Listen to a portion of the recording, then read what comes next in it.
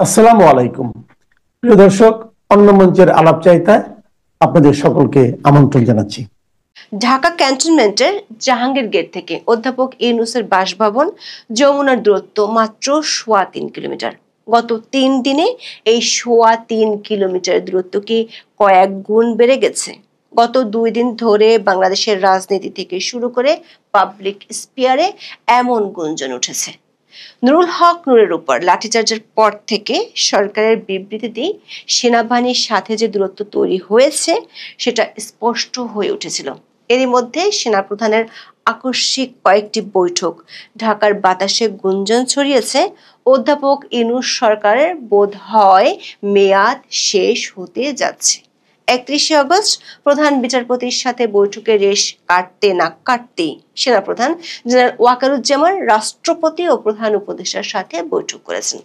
সারাদিন ধরে নানা মহলে চলছে আলোচনা, জেনারেল ওয়াকার হঠাৎ করে কেন এতটা সক্রিয় হলেন, বিশেষ করে সরকার যখন নিজের তৈরি করা মব বাহিনীকে সামাল দিতে পুরোপুরি ব্যর্থ হয়েছে তখন। সূত্রগুলো বলছে যে গুঞ্জন উঠেছে সেটি একেবারে উড়িয়ে দেওয়ার মতো নয়। ২ সপ্তাহ সময় পাচ্ছে অধ্যাপক ইউনূসের অন্তর্বর্তী সরকার। ১ সপ্তাহের মধ্যে সরকারকে ৩টি কাজ করতে হবে, না হলে বিকল্প চিন্তা করতে হবে শান্তিতে নোবেল বিজয়ী অধ্যাপককে। অধ্যাপক অবশ্য বরাবরের মতোই রাজনৈতিক দলগুলোর সাথে বৈঠকের নাটক সাজিয়ে পরিস্থিতি সামাল দেওয়ার চেষ্টা করেছেন। অন্যদিকে সেনা দপ্তরকে খুশি করতে কাজও শুরু করে দিয়েছেন। অনেকদিন আটকে রাখার পর জেনারেল ওয়াকারের পছন্দ মতো রদবদল ও পদোন্নতিতে শেষ পর্যন্ত সায় দিয়েছেন অধ্যাপক। ৩১শে আগস্ট প্রথমে মিত্রদের সাথে বৈঠক, তারপর ঘনিষ্ঠ উপদেষ্টাদের সাথে বৈঠক করে আপাতত পতন ঠেকাতে সেনা সদরের সাথে দূরত্ব কমানোর সিদ্ধান্ত নিয়েছেন অধ্যাপক ইউনূস। বিস্তারিত জানতে চলুন যাওয়া যাক বিশ্লেষণে।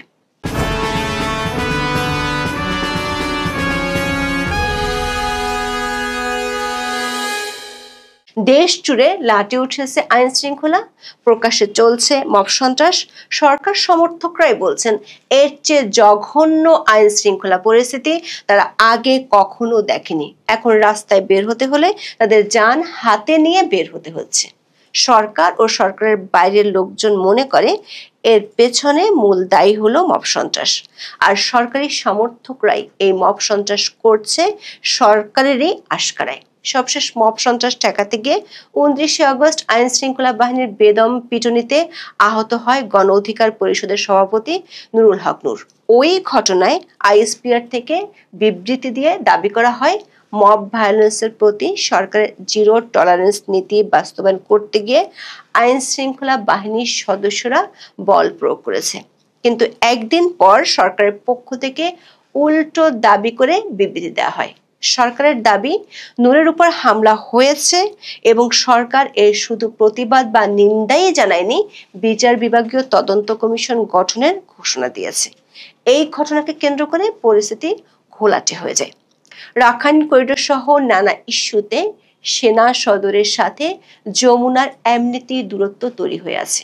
২৯শে আগস্টের পর থেকে সে দূরত্ব আরো বেড়েছে যোজন যোজন। বিশেষ করে সরকার সমর্থকরা সেনাবাহিনী ও সেনা প্রধান জেনারেল ওয়াকারুজ্জামানকে প্রকাশ্যে হুমকি ধামকি দেন এবং তাদের নিয়ে চরম আপত্তিকর মন্তব্য করেন। এরই মধ্যে একদিনের ব্যবধানে দেশের ৩টি বিশ্ববিদ্যালয়ের পরিস্থিতি ভয়ঙ্কর রকম উত্তপ্ত হয়ে ওঠে। বিশেষ করে চট্টগ্রামে সেনাবাহিনীর সহায়তা ছাড়া পরিস্থিতি নিয়ন্ত্রণে আনতে গিয়ে অসহায় হয়ে পড়ে অধ্যাপক ইউনূস ও তার প্রশাসন। অথচ ৩০শে আগস্ট অধ্যাপক ইউনূস তার কিছু ঘনিষ্ঠ উপদেষ্টাকে সাথে নিয়ে বৈঠক করে সেনাবাহিনীর উদ্দেশ্যে চ্যালেঞ্জই ছুড়ে দিয়েছিলেন। বলেছিলেন, যত বড় ক্ষমতাধরই হোক না কেন কেউ রেহাই পাবে না। পরদিন সেনাপ্রধান নজিরবিহীনভাবে প্রধান বিচারপতি সৈয়দ রেফাত আহমেদের সাথে বৈঠক করলে চারদিকে ফিসফাস শুরু হয়। বিশেষ করে যখন চট্টগ্রাম, রাজশাহী ও কৃষি বিশ্ববিদ্যালয়ের পরিস্থিতি মারাত্মক রকমের উত্তাল, তখন সেনাপ্রধান বৈঠক করছিলেন প্রধান বিচারপতির সাথে। এই বৈঠকের খবর গণমাধ্যমে প্রকাশিত হলেও সেনা দপ্তর থেকে সে খবর অস্বীকার করা হয়নি। সরকারের বিবৃতির ভাষা যে পছন্দ হয়নি সে বার্তাও সেনা দপ্তর থেকে যমুনায় পাঠানো হয়। অধ্যাপক ইউনূস ও তার মিত্ররা বুঝতে পারে পরিস্থিতি আওতার বাইরে চলে যাচ্ছে। সামাল দিতে সেই পুরনো আয়োজন, দুই মিত্র আর বিএনপির সাথে বৈঠক। দুই মিত্রকে অধ্যাপক ইউনূস জানিয়েও দিয়েছেন তার সরকারের মেয়াদ ফুরিয়ে আসছে প্রায়। জাতীয় পার্টিকে নিষিদ্ধের নাটকটা পুরোটাই বুমেরাং হয়ে গেছে। তিন রাজনৈতিক দলের সাথে বৈঠক শেষে অধ্যাপক ইউনূস তার ঘনিষ্ঠ কয়েকজন উপদেষ্টার সাথে বৈঠক করেন। এরপর যোগাযোগ করা হয় সেনা সদরে। 1 সেপ্টেম্বর সেনা প্রধান জেনারেল ওয়াকারুজ্জামান বেলা 11টার পর যমুনায় গিয়ে অধ্যাপক ইউনূসের সাথে সাক্ষাৎ করেন। এরপর তিনি দেখা করেন রাষ্ট্রপতি ও প্রতিরক্ষা বাহিনীর সর্বাধিনায়ক মোহাম্মদ শাহাবুদ্দিনের সাথে। সেনা দপ্তর থেকে বিবৃতি দিয়ে বৈঠকের কথা জানানো হয়। এমন খবরে একদিন আগে চাওর হওয়া ফিসফাস আরও বাড়তে থাকে। সূত্রগুলো বলছে সেনাবাহিনীর পক্ষ থেকে মব সন্ত্রাস আর আইন শৃঙ্খলা পরিস্থিতির চরম অবনতির চিত্র সরকার প্রধানের কাছে তুলে ধরা হয়েছে। মানবাধিকার সংগঠন মানবাধিকার সংস্কৃতি ফাউন্ডেশন বা MSF এর প্রতিবেদনে বলা হয়েছে গেল জুলাইয়ের চেয়ে আগস্টে আইন শৃঙ্খলা পরিস্থিতির অনেক অবনতি হয়েছে।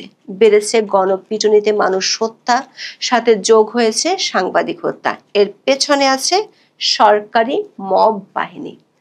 পুলিশ সরকারের পছন্দ ও ডিরেকশন অনুযায়ী কারো কারো উপর চড়াও হলেও নিজেদের মিত্রদের মবের পক্ষে দাঁড়াচ্ছে সরকার। সেনাবাহিনী অ্যাকশন নিতে গেলে আগে সেনাবাহিনীর নামে বিষোদ্গার করত সরকারি মব বাহিনী, এখন সেখানে যোগ দিয়েছে স্বয়ং সরকারি। বিবৃতি দিয়ে সেনাবাহিনীকে দোষারোপ করা হচ্ছে।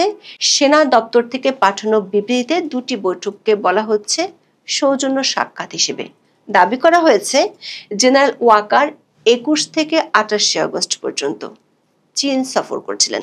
সেই সফর সম্পর্কে রাষ্ট্রপতি এবং প্রধান উপদেষ্টাকে অবহিত করতে তিনি যমুনা ও বঙ্গভবনে গিয়েছিলেন। তেমন হলে বৈঠকটি পূর্ব নির্ধারিত থাকার কথা ছিল, কিন্তু দুই দপ্তরের সূত্রগুলো বলছে সেনাপ্রধান গত 2 দিনে যে 3টি বৈঠক করেছেন তার কোনোটি পূর্ব নির্ধারিত ছিল না। অধ্যাপক ইউনূসের সাথে বৈঠকের আগের দিন সেনাপ্রধান তার দপ্তরে বাহিনীর জেনারেলদের সাথে বৈঠক করেছিলেন। দেশের আইন শৃঙ্খলা পরিস্থিতি, মব সন্ত্রাস, সরকারি মিত্রদের রাজনীতির নামে নানা নাটক, এইসব নিয়ে দেশের মানুষের মতো সেনা সদরও বিরক্ত। অধ্যাপক ইউনূসকে সে বার্তা দেওয়া হয়েছে পরিস্থিতি ঠিক করতে 2 সপ্তাহ সময় পাবে অধ্যাপক ইউনূসের সরকার। এর মধ্যে 3টি কাজ করতে হবে।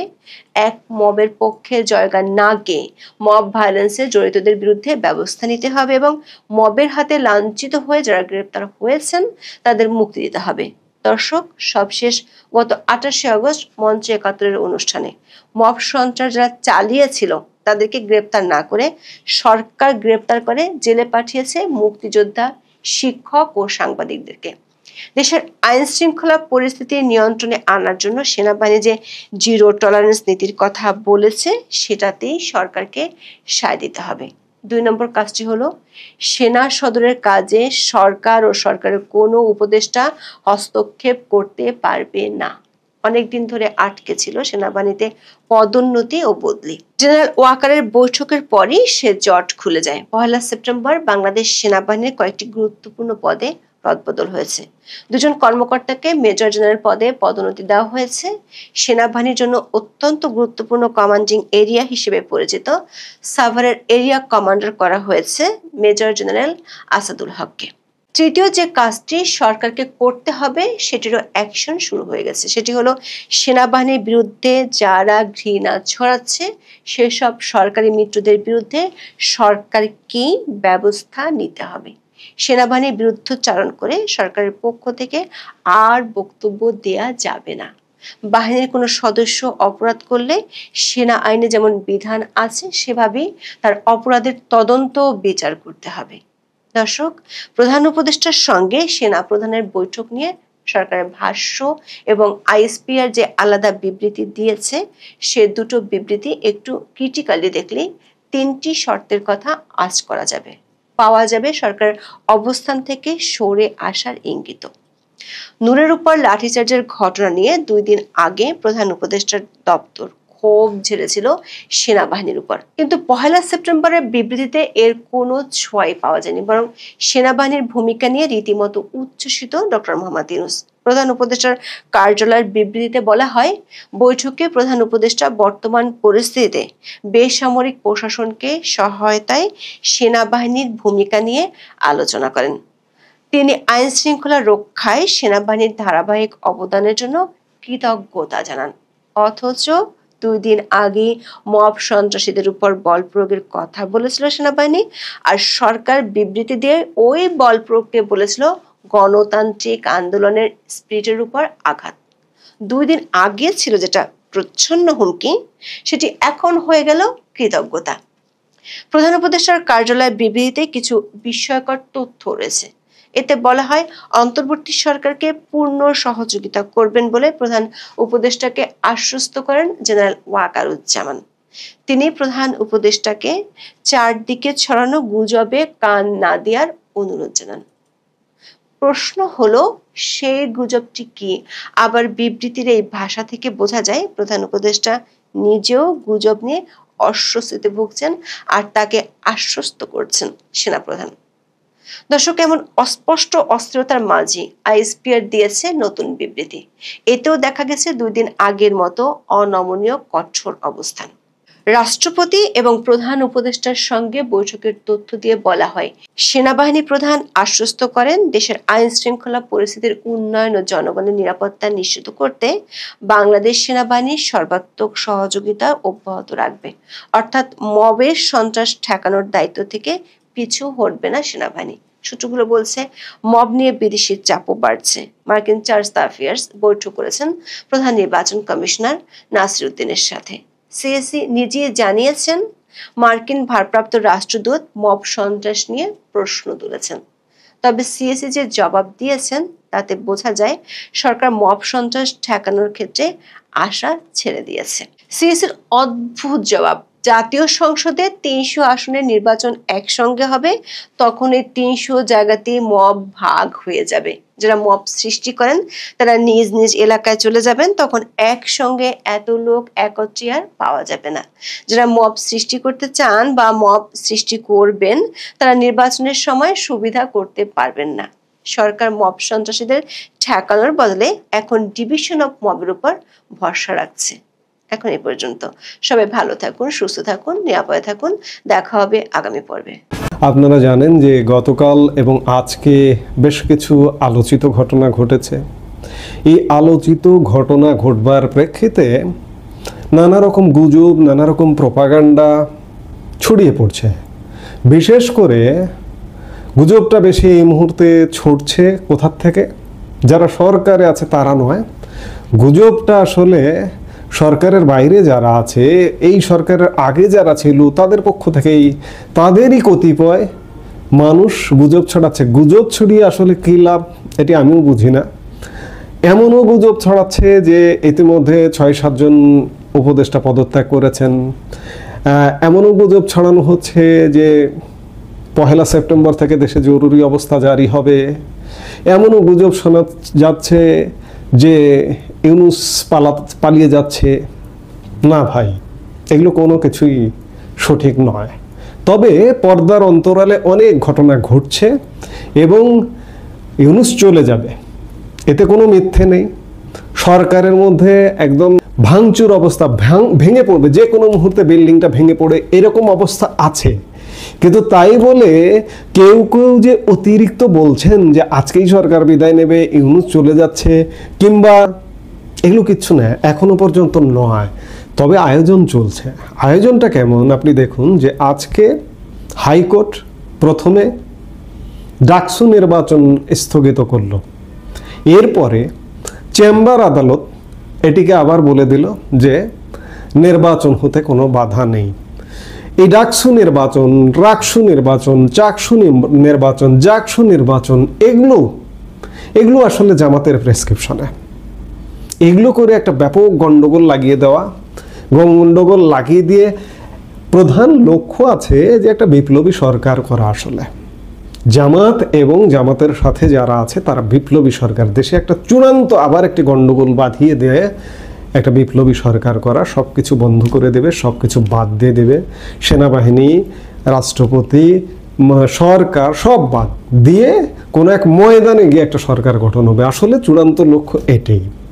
সেই চূড়ান্ত লক্ষ্যটি যারা দেশের নীতি নির্ধারক তারা জানেন ইতিমধ্যে, এবং আন্তর্জাতিক বিশ্বের চাপ আছে, আন্তর্জাতিক সিগন্যাল ইতিমধ্যে চলে এসছে, যার দরুন আপনারা দুদিন ধরে খেয়াল করছেন গতকালকে আজকে সেনাপ্রধানের তৎপরতা বেড়ে গেছে। সেনাপ্রধান বিভিন্ন জায়গায় কথা বলছেন, আলাপ করছেন, এবং ডাকসু নির্বাচনটা স্থগিত করাটার পেছনে যেটি কারণ সেটি হচ্ছে যে এই যে গন্ডগোল, যারা গন্ডগোল করতে চায়, যারা বিপ্লবী সরকারের জন্য দেশটাকে তৈরি করতে চায়, আবার একটা রক্তক্ষয়ী সংঘর্ষ করে এটি বন্ধ করা, এটি বন্ধ করাটাই মূলত ডাকসু নির্বাচন বন্ধ করা। ডাকসু নির্বাচন বন্ধ মানে সব ছাত্র সংসদ নির্বাচনই বন্ধ হয়ে যাবে, কিন্তু চেম্বার জজ আদালত আবার আর একটা রায় দিয়ে দিল। এখন দেখার বিষয়, এগুলো হতে গেলে, এগুলো হতে ধরলে খুব শীঘ্রই একটা 111 আসবে মাস্ট। কিন্তু নীতি নির্ধারক যারা, মূলত যারা নীতি নির্ধারক, তাদের মধ্যে আলাপটা এমনটা যে আপনারা জানেন যে আগামী 21শে অক্টোবর আপিল বিভাগে তত্ত্বাবধায়ক সংক্রান্ত আপিলের শুনানির দিন ধার্য করা আছে। খেয়াল করুন, ডাকসু নির্বাচনটি 30 অক্টোবর পর্যন্ত স্থগিত করা হয়েছিল। 21শে অক্টোবর এবং 30শে অক্টোবর। 21শে অক্টোবর কি কারণে এই রায়টা হয়ে যেতে পারে, এবং রায় হওয়ার ফলে সাথে সাথে তত্ত্বাবধায়ক ব্যবস্থা, আমাদের সংবিধানে যে তত্ত্বাবধায়ক ব্যবস্থাটা আছে সেটিও কার্যকর হতে পারে।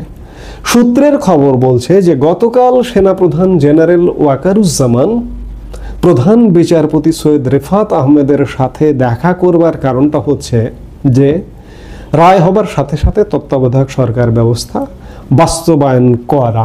এটা এখনো পর্যন্ত আলোচনাধীন আছে আসলে কি হবে।